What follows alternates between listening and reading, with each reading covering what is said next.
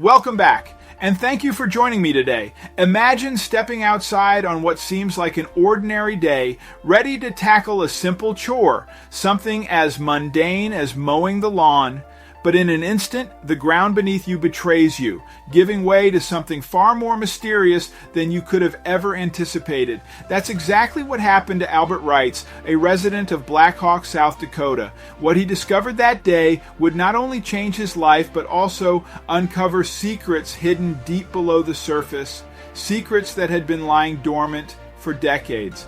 Stay with me because this story is just getting started. When Albert Wrights went out to mow his lawn, the last thing he expected was that the ground would cave beneath him. It turns out Albert and the rest of his neighbors were living on top of a sinkhole. Even more surprising was what the hole led to underground. But before we start, smash the like button and make sure to subscribe if you haven't, and hit that notification bell so that you won't miss any new stories. It was a day like any other in Black Hawk, South Dakota. Resident Albert Wrights was out mowing his lawn like he had so many times before. Then something happened that changed everything. The man felt something strange underfoot. The 56-year-old man carefully turned around to see what could be going on. When Albert turned around, he could hardly believe his eyes. Only a foot behind him was the beginning of a giant sinkhole that had caved out of nowhere. What does one do when their property collapses into a sinkhole? What Albert did was bolt to the neighbor's house. He knocked on the door of John Trudeau, who had also been experiencing some unusual happenings. John had already suspected something was amiss that morning because the faucet had suddenly stopped working. Albert's story was enough to make this an official emergency. John's wife hurriedly called 911. As it turns out, they weren't the only neighbors impacted.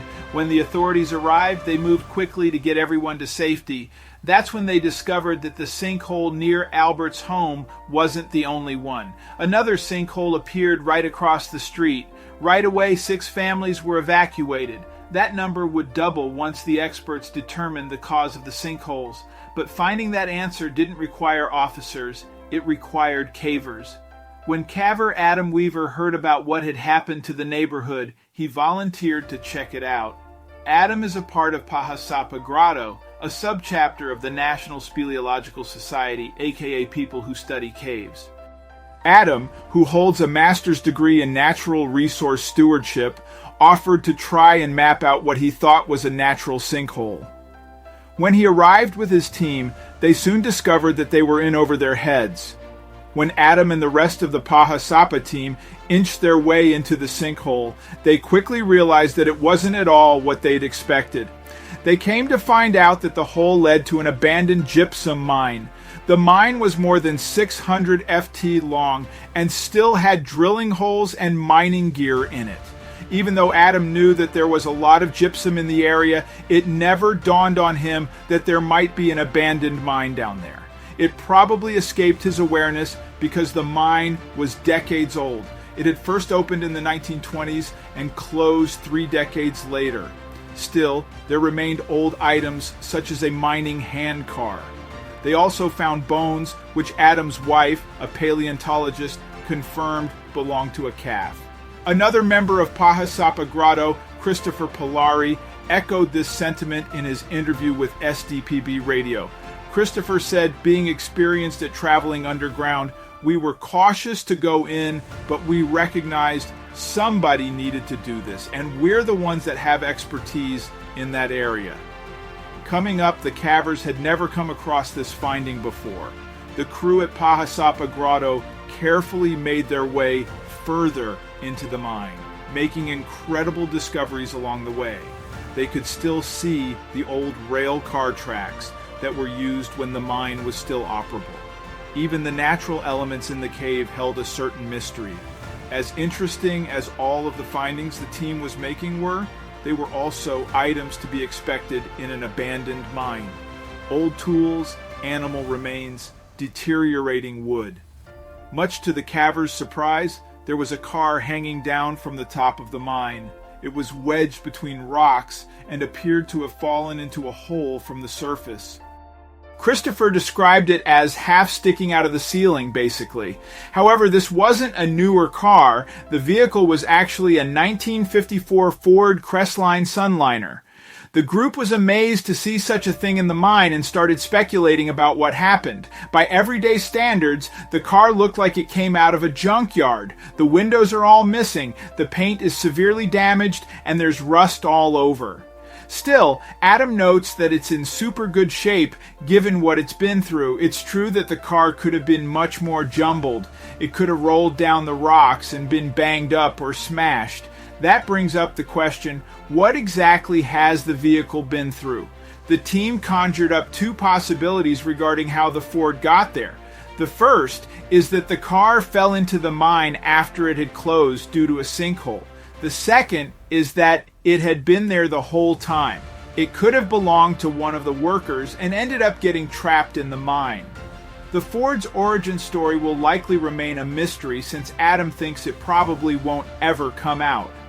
Finding the 1954 Ford Crestline Sunliner was a big surprise for the entire group. Adam told Haggerty that the experience was amazing.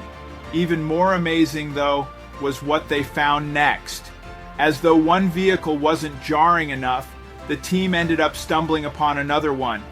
Adam confirmed that there was also a truck in the mine, adding that it was even older than the car. The truck was positioned nose down and too inaccessible to photograph. As incredible as the group's findings were, they had to get down to business and accomplish what they went there to do, map the mine.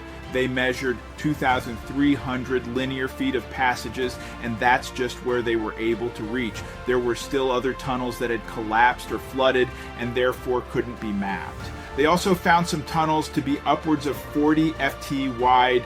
The ceilings range from 12 to 30 ft tall.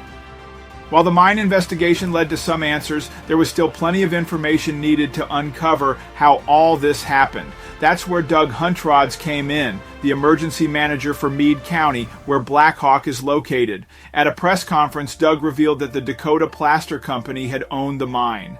This makes perfect sense considering the gypsum is commonly used in plaster. Additionally, the Rapid City Journal found in their archive that they'd covered the Dakota plaster plant opening back in 1910. Coming up, this is what the displaced families are doing about their lost homes. As fascinating as the gypsum mine is, the finding is bittersweet for those whose homes are now at risk due to safety hazards. A total of 12 families were displaced due to the sinkholes, totaling between 30 and 35 individuals. John Trudeau, the neighbor who Albert Wrights ran to when his lawn caved in, brought up a question that many of the neighbors are likely pondering. Did the developers know and turn a blind eye? The question of who is responsible is especially crucial since insurance companies are refusing to cover the damage or to pay for the cost of the lost homes. Both John and Albert reported that this was the case for their insurance companies, who simply told them that their policies don't cover underground sinkholes. As a result, many of the displaced families have turned to GoFundMe to try and raise money to at least help make ends meet for the time being. Meade County did make an effort to get funds from the Federal Emergency Management Agency, FEMA, to help the families that no longer have their homes. However, these discouraged residents have still included county officials in their lawsuit. That's because public records indicate the Meade County Planning Board knew of the mine's existence when they approved the Nabor neighborhood development. The lawsuit is also aimed at the state real estate agents and developers, all of whom should have been made aware of the dangers the mine not only posed a risk for the neighborhood, but also for a nearby interstate. As a result, engineers had to inspect I-90 to ensure that there wasn't a threat of sinkholes near the highway. After inspecting 1,500 FT of the road and 60 FT underneath, the experts confirmed that the road is safe from the underground mine. Now that the road is handled, the county can put their full attention toward the residents and deciding what to do about this surprising find. Sinkholes are always a surprise, but in cases like this one, what was found in the sinkhole was even more incredible. Across the world, in April 20, a sinkhole formed in front of the historic Pantheon in Rome, Italy. While the sinkhole itself was a marvel to look at, what was truly amazing was what was discovered beneath the earth. The sinkhole that appeared in the middle of Rome was discovered in front of the Pantheon, a house of worship used continuously since it was first constructed back 2,000 years ago in 17 AD. It is located in Rome's Piazza della Rotonda, which is exactly where a 10-square FT section of the earth collapsed on itself, opening a hole in the ground. After the sinkhole emerged, nobody knew exactly what the archaeologists would find once they began sifting through the rubble. Although the sinkhole in front of the Pantheon can be considered unique, sinkholes around Rome aren't all that uncommon. This is mainly because the city is so old that all ancient quarries, tunnels, and catacombs built in the past eventually collapsed after all of those thousands of years, particularly in the eastern region. Rome has countless hidden cavities beneath the cobblestone streets that used to be mined, which are now full of history and waiting to be discovered. Sinkholes in the Eternal City can sometimes reach over 100 in just the passing of 1 year.